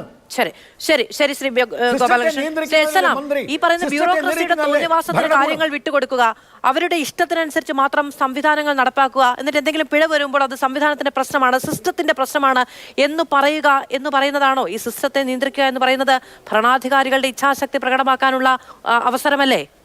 മാധു, നേരത്തെ ഞാൻ പറഞ്ഞെനിക്കത് പൂർണ്ണമായി പറയാൻ പറ്റില്ല. നേരത്തെ ലിജു കുറച്ച് കാര്യങ്ങൾ പറഞ്ഞിരുന്നു. ഇദ്ദേഹം പറയുന്ന പോലെ അത് ശ്രീ ഗോപാലകൃഷ്ണന്റെ ഒരു വാദങ്ങൾ കേട്ടാത്തോ നിങ്ങൾ തന്നെ പോയി കഴിഞ്ഞ കേന്ദ്ര ബഡ്ജറ്റ്, യൂണിയൻ ബഡ്ജറ്റ് നോക്കിയാൽ മതി. ആരോഗ്യ മേഖലയ്ക്ക് വേണ്ടി എത്രയാണ് നിങ്ങൾ മാറ്റിവെച്ചത്, എത്രയാണ് ഇപ്പോൾ, അതിനെ മുൻ ബഡ്ജറ്റ് എത്രയാണ് മാറ്റിവെച്ചത്, ആയുഷ്മാന്റെ ഭാഗമായിട്ട് എത്ര പെർസെന്റേജ് ഈ കേരളത്തിലെ ജനങ്ങൾക്ക് വേണ്ടി കൊടുക്കുന്നുണ്ട് എന്നും നിങ്ങൾ എത്രയാണ് ക്യാമ്പയിൻ ചെയ്യപ്പെടുന്നത് നിങ്ങൾ നോക്കിയാൽ മതി. ഇവിടെ ശ്രീ ലിജു പറഞ്ഞ യൂറോളജി ഡിപ്പാർട്ട്മെന്റ് അല്ല, അതിലൊരു പ്രശ്നമുണ്ട് ശ്രീ ബി ഗോപാലകൃഷ്ണൻ. ഏറ്റവും കുറവ് സമയം അദ്ദേഹമാണ് സംസാരിച്ചത്. സാങ്കേതിക പ്രശ്നമുണ്ടായിരുന്നു, അതുകൊണ്ട് അദ്ദേഹം പറയട്ടെ. എന്റെ സമയമാണ് ഗോപാലകൃഷ്ണൻ, ബഹളം കൂട്ടാതെ. നിങ്ങൾ ബഹളം കൂട്ടാതെ, എന്റെ സമയമാണ്. ഞാൻ പറഞ്ഞത് ശ്രീ ഹാരിസ് ഡോക്ടർ ചൂണ്ടിക്കാണിക്കുമ്പോൾ പ്രശ്നം നേരത്തെ ലിജുവിടെ അതുമായി ബന്ധപ്പെട്ട കാര്യം സംസാരിച്ചു. ഞാൻ പറയുന്നത് അങ്ങനെ ഒരു പ്രശ്നം വന്നു, അതിന്റെ ശരി തെറ്റുകൾ പരിശോധിക്കപ്പെടാം. ഒറ്റ പോയിന്റ് ഞാൻ അതിനകത്ത് ചേർത്ത് പറയുന്നുള്ളൂ. ആ ഒരു ഓപ്പറേഷനുമായി ബന്ധപ്പെട്ട ഒരു തടസ്സമുണ്ടായ കാര്യം അത് ഉണ്ടാകാൻ പാടില്ലാത്തത് തന്നെയാണ്, ഒരു തർക്കവുമില്ല. പക്ഷെ അത് ചൂണ്ടിക്കാണിച്ചിട്ട് അവിടുത്തെ ആകെ മൊത്തം തകരാറെന്ന് പറഞ്ഞിരുന്നേ പറയുന്നത്. ഇപ്പം അവിടെ തന്നെ കണക്ക് ഞാൻ പറയാം. യൂറോളജി ഡിപ്പാർട്ട്മെന്റ് സാധനമേ ഇല്ലാതായി മൊത്തം എന്നാണോ? അവിടെ മാത്രം ആ ഡിപ്പാർട്ട്മെന്റ് മാത്രം വാങ്ങിച്ച കണക്ക് 67 ലക്ഷം രൂപയുടെ ഉപകരണങ്ങൾ വാങ്ങിച്ചു യൂറോളജിയിൽ മാത്രം. ഈ ഡോക്ടർ ഹാരിസിന്റെ ഡിപ്പാർട്ട്മെന്റ്, യൂറോളജി ഡിപ്പാർട്ട്മെന്റ് മാത്രം. കഴിഞ്ഞ വർഷം മാധു അവിടെ നടന്ന യൂറോളജിയിലെ സർജറി 2898 ഈ വർഷം ഇതുവരെ നടന്ന സർജറി 1327. കഴിഞ്ഞ മെയ് മാസം നടന്ന സർജറി 312. ഈ ജൂൺ മാസം നടത്തിയ സർജറി 242. ഈ ഒരെണ്ണം മുടങ്ങി എന്ന് പറയുന്ന അതേ ഡേയിൽ, ആ സെയിം ഡേയിൽ 3 ഓപ്പറേഷൻ വേറെ നടന്നു. ഒരെണ്ണം മുടങ്ങി എന്നുള്ള യാഥാർത്ഥ്യമാണ്, അത് സത്യമല്ലാതാകുന്നില്ല, മുടങ്ങിയിട്ടുണ്ട്. മാധ്യമങ്ങളോട് പറഞ്ഞത് 4-ൽ 1 നടന്നു എന്നുള്ളതാണ്. DME പറഞ്ഞത് 3 നടന്നു എന്നാണ്. അതൊരു വൈറ്റ് വാഷിംഗ് ആണ് എന്നുള്ളതാണ് ഹാരിസ് തിരക്കൽ പ്രതികരിച്ചത്.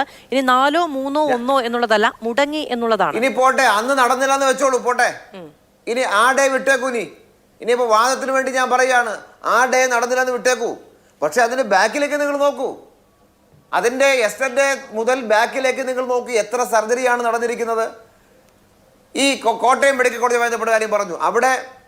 അവിടെ പൂർത്തിയായി കിടന്നു, റെഡിയായി കിടന്നു, അങ്ങോട്ട് കയറ്റില്ല എന്നല്ലേ ഇതാ പറഞ്ഞത്. അവിടെ സർജറി ബ്ലോക്കിൽ തിയേറ്ററിന്റെ അല്പം കൂടി വർക്ക് ബാക്കിയുണ്ട്. കഴിഞ്ഞ മാസം അവസാനം അത് ചേർന്നിട്ട് മാറ്റാൻ തീരുമാനിച്ചു. ആ ഫിനിഷിംഗ് വർക്കിന്റെ ഒരു ബാലൻസ് ഉള്ള സന്ദർഭത്തിലാണ് ഈ പ്രശ്നം ഉണ്ടാവുന്നത്. അവിടെ പഴയ കെട്ടിടം ഈ അൺഫിറ്റായി പറഞ്ഞത് പൂർണ്ണമായും പ്രവർത്തിപ്പിക്കാൻ തീരുമാനിച്ച് മൊത്തം റൺ ചെയ്തുകൊണ്ടിരുന്നതല്ല. അതിൻ്റെ കുറേ ഭാഗം ക്ലോസ്ഡ് ആയിരുന്നു. ആ ക്ലോസ്ഡ് ആയിരുന്ന ഭാഗം ഉപയോഗിക്കുന്ന സാഹചര്യം ഉണ്ടാകാൻ പാടില്ലായിരുന്നു. അത് എൻക്വയറിയുടെ ഭാഗമായിട്ട് വരട്ടെ. പക്ഷേ പാടില്ല എന്ന് പറഞ്ഞത് മൊത്തം ഒരു സാധാരണ പോലെ പ്രവർത്തിച്ചു പോകുന്നൊരു ബിൽഡിംഗ് ആയിരുന്നു എന്ന് നമുക്ക് പറയാൻ പറ്റുമോ? അവിടെ ഈ ഗവൺമെന്റ് തന്നെ നിലപാട് സ്വീകരിച്ച് പണം അതാണ് ഞാനിപ്പോൾ ആ ഓർഡർ അടക്കം വായിച്ചത്. ആ ഓർഡർ പറയുന്നത് ആ കെട്ടിടം ഉടനെ പൊളിച്ചു നീക്കേണ്ടതുണ്ട്, അത് തുടരാൻ പാടില്ല എന്ന് വിവിധ ഏജൻസികൾ സാക്ഷ്യപ്പെടുത്തിയാണ് ഞാൻ വായിച്ചു അങ്ങ് കേട്ടു എന്നാണ് ഞാൻ വിചാരിക്കുന്നത്. അപ്പോ അത് ചെയ്യണമെന്ന നിർദ്ദേശം ഉണ്ടായിട്ട് പോലും അവിടെ ഇത്രയധികം വിഭാഗങ്ങൾ പ്രവർത്തിക്കുകയായിരുന്നു എന്ന് പറയുന്നത് അക്ഷന്തവ്യമായ തെറ്റല്ലേ? ഞാൻ പറഞ്ഞ മാധു, അതിന്റെ റിപ്പോർട്ട് വരട്ടെ, അതിന്റെ ആ പൊളിഞ്ഞു വീണ ഭാഗത്തെ കുറിച്ച് റിപ്പോർട്ട് വരട്ടെ. ഞാൻ പറഞ്ഞത് അത് നിസ്സാരവൽക്കരിച്ചൊന്നുമല്ല, ഞങ്ങളത് സംസാരിച്ചതൊന്നുമല്ല. ഞാൻ പറയുന്നത് ഇപ്പോൾ ഗവൺമെന്റ് ഹോസ്പിറ്റൽ നമ്മുടെ മുന്നിലെ പ്രശ്നം എന്താ? ഇപ്പോൾ ആലപ്പുഴ മെഡിക്കൽ കോളേജിൽ 1051 സാങ്ഷൻഡ് ബെഡ്, അവിടെ ഫങ്ഷൻ ചെയ്യുന്ന ബെഡ് 1500 മേലിലാണ്. നമ്മുടെ ഗവൺമെന്റ് ഹോസ്പിറ്റലിലേക്ക് രോഗികൾ വരുമ്പോൾ ഇവിടെ 1051 ബെഡേ ഉള്ളൂ. അടുത്ത രണ്ടാമത്തെ ആൾ, അതിനപ്പുറത്തെ ആൾ വന്നാൽ ഇവിടെ കയറ്റാൻ പറ്റില്ലെന്ന് ആർക്കെങ്കിലും പറയാൻ പറ്റുമോ? മുൻകാലത്തേക്കാൾ വ്യത്യസ്തമായി നമ്മുടെ ഗവൺമെന്റ് ഹോസ്പിറ്റലുകളിലേക്ക് ചികിത്സയ്ക്ക് വേണ്ടിയിട്ട് സാധാരണ വരുന്ന മനുഷ്യരല്ലാതെ ഉള്ള ഒരു ലെയർ കൂടി വരുന്നുണ്ട്. അതുകൊണ്ടാണ് 3000-നടുത്ത് OP-യിലേക്ക് നമ്മുടെ ഇത്തരം ഹോസ്പിറ്റലിലേക്ക് വരുന്നത്. അവിടെ സൗകര്യം നമ്മൾ കൂട്ടിപ്പോൾ ഇവിടെ ഞാൻ പറയാം, 10 ICU ബെഡ് ഒരാഴ്ച മുമ്പ് ഇവിടെ വർദ്ധിപ്പിച്ചു. ആലപ്പുഴയിൽ 10 ICU medicine ICU bed. Madhu, ലിജുനും അറിയാം, അവിടുത്തെ ഒരു പ്രയാസം അറിയാം. ആ 10 ICU ബെഡ് വർദ്ധിപ്പിച്ചതിന്റെ നെക്സ്റ്റ് ഡേയിൽ ആ 10 ICU ബെഡ് ഫില്ലായി. എന്തുകൊണ്ടാണ്? അത്രയും രോഗികൾ നമ്മുടെ ആശുപത്രി ആശ്രയിക്കുന്നു എന്നുള്ളത് ഗൗരവമായി കാണാൻ പറ്റും. സൗജന്യ ചികിത്സ ഞാൻ പറയാം, ഉമ്മൻചാണ്ടി സർക്കാരിന്റെ അവസാനത്തെ 2015-16 114 കോടിയാണ് സൗജന്യ ചികിത്സ. കഴിഞ്ഞ വർഷം എത്രയെന്നറിയോ? 1498 കോടിയാണ് മാധു. 1497. എത്ര ഇരട്ടിയാണ് സൗജന്യ ചികിത്സയ്ക്ക് വേണ്ടി ഗവൺമെന്റ് പണം മുടക്കുന്നത്. അപ്പോൾ ഒരു വലിയ സംഖ്യ ചികിത്സയിലേക്ക് ആളിന്റെ എണ്ണം കൂടുന്നു, ചികിത്സയ്ക്ക് വേണ്ടി പണം മുടക്കുന്ന കാര്യം വരുന്നു. മരുന്ന് 3200 കോടിയാണ് 4 വർഷക്കാലം മെഡിക്കൽ സർവീസ് കോർപ്പറേഷൻ വഴി മാത്രം വാങ്ങിയ മരുന്നിന്റെ കണക്ക് 3200 കോടിയാണ്. ചിലപ്പോൾ ചില ഷോർട്ടേജ് ചിലപ്പോൾ വന്നേക്കും, ചില മരുന്നുകൾ ചിലപ്പോൾ ഷോർട്ടേജ് വന്നേക്കാം. പ്രാക്ടിക്കലി സംഭവിക്കുന്ന കാര്യമാണ്, പാടില്ല എന്ന് നമുക്ക് പറയാം. പക്ഷെ രോഗികളുടെ നമ്പർ കൂടുമ്പോൾ സ്വാഭാവികമായിട്ടും ഇപ്പൊ നമ്മുടെ തന്നെ സ്റ്റാഫിന്റെ സ്ട്രെങ്ത് ഒരു പ്രശ്നമല്ലേ? പിണറായി വിജയൻ ഗവൺമെന്റ് വന്ന ശേഷം ഈ 9 കൊല്ലക്കാലത്തിനിടയിൽ 10111 സ്റ്റാഫിന്റെ ആരോഗ്യവകുപ്പ് പുതിയ തസ്തിക സൃഷ്ടിച്ചു. 10111 തസ്തിക പുതുതായി സൃഷ്ടിച്ചതാണ്. പക്ഷേ പോരാ എന്ന അഭിപ്രായം എനിക്കുമുണ്ട്, ലിജുനും സ്വാഭാവികമായിട്ടുണ്ടാവും. കാരണം ആശ്രയിക്കുന്ന രോഗികളുടെ നമ്പർ കൂടുന്നു, നമ്മുടെ സ്റ്റാഫ് സ്ട്രെങ്ത് പഴയതാണ്, അത് മാറ്റം വരുത്താൻ കഴിയണമെന്ന കാര്യത്തിൽ നമുക്കാർക്കും രണ്ടഭിപ്രായമില്ല. പക്ഷേ ഈ ഗവൺമെന്റ് ചെയ്യാൻ കഴിയുന്ന മാക്സിമം ചെയ്യാൻ പരിശ്രമിക്കുന്നു എന്നാണ് ഞാൻ പറയുന്ന കാര്യം. എനിക്ക് സത്യം പറഞ്ഞാൽ ശ്രീ എച്ച് സലാം, ഞാൻ ഈ ചർച്ചയുടെ തുടക്കത്തിൽ ശ്രീ എം ലിജുവിനോട് ചോദിച്ചതാണ്, നമുക്ക് പരിമിതികളുണ്ട് എന്ന് അംഗീകരിക്കുക എന്ന് പറയുന്നതല്ലേ നമുക്ക് മുന്നോട്ട് പോകാനുള്ള ഒരു വഴി തുറന്നു തരിക എന്നുള്ളത്. ശ്രീ എച്ച് സലാം ഇന്ന് സംസാരിച്ചതിൽ വളരെ പോസിറ്റീവായ കാര്യങ്ങളുണ്ട്. പരിമിതികളുണ്ട്, നമുക്ക് പ്രശ്നങ്ങളുണ്ട്, നമുക്ക് മുന്നോട്ട് പോകേണ്ടതുണ്ട്, നമുക്ക് പരിഹരിക്കാൻ പ്രശ്നങ്ങളുണ്ട് എന്ന് പറയുന്നത് തന്നെ ആണ് ഒരു പ്രശ്നമുണ്ട് എന്ന് തിരിച്ചറിയുന്നതാണ് പ്രശ്നം പരിഹരിക്കാനുള്ള പകുതി മാർഗം പിന്നിടുക എന്നതിന് തുല്യം എന്ന് പറഞ്ഞു കേട്ടിട്ടുണ്ട്. ആ നിലയ്ക്ക് അതിനെ എടുക്കണം എന്നുള്ളത് തന്നെയാണ് ഞാനും ഈ ചർച്ചയുടെ തുടക്കം മുതൽ പറയുകയും ചെയ്തത്. പക്ഷേ ശ്രീ എസ് സലാം, അങ്ങ് നേരത്തെ ചൂണ്ടിക്കാണിച്ചതുമായി ബന്ധപ്പെട്ട് ചില ഈ കായംകുളം താലൂക്ക് ആശുപത്രിയുടെ അടക്കം കാര്യങ്ങൾ ഞാൻ ചൂണ്ടിക്കാണിച്ചപ്പോൾ അങ്ങ് പെട്ടെന്ന് പോയത് UDF സർക്കാരിൻ്റെ കാലത്താണ്. നമ്മുടെ പ്രശ്നങ്ങൾ പറയുക എന്ന് പറഞ്ഞാൽ 9 വർഷമായി ഒരു സർക്കാർ മുന്നോട്ട് പോകുന്നു. ആ സർക്കാരിൻ്റെ പ്രതിനിധികളോട് ചോദിക്കുമ്പോൾ അതിനു മുൻപ് 5 വർഷം ഭരിച്ച സർക്കാരിലേക്കാണ് മൂന്നാമത്തെ സെന്റൻസിൽ പോകുന്നത് എന്നുള്ളതായിരുന്നു ഒരു വലിയ പ്രശ്നം. പക്ഷെ ആ കാലത്തെ സ്വാഭാവികമായും താരതമ്യം ചെയ്യാനുള്ള രാഷ്ട്രീയ അവകാശം ഇപ്പോഴത്തെ ഭരണകക്ഷിക്കുണ്ട് എന്നതും പ്രധാനമാണ്. ശ്രീ എം ലിജു, ഇപ്പോൾ നേരത്തെ ആരോഗ്യമന്ത്രിയുടെ പോസ്റ്റുമായി ബന്ധപ്പെട്ട് ഞാൻ അങ്ങോട്ട് ചോദിച്ചു, UDF കാലത്തെ ഈ പൂജ്യങ്ങളിൽ നിന്നാണ് LDF ഈ നേട്ടം കൊയ്തത് എന്ന അവകാശവാദം CPM-നുണ്ട് എന്നുള്ളത്. ശ്രീ എച്ച് സലാമും അത് ചൂണ്ടിക്കാണിക്കുന്നുണ്ട്. സൗജന്യ ചികിത്സ അടക്കമുള്ള കാര്യങ്ങളിൽ UDF ചെയ്ത് വെച്ചിടത്ത്, UDF പരിമിതി പറഞ്ഞിടത്ത് നിന്ന് എത്ര ഇരട്ടിയാണ് ചിലവഴിക്കുന്നത് എന്ന ചോദ്യം ശ്രീ എച്ച് സലാം ഉന്നയിക്കുന്നു.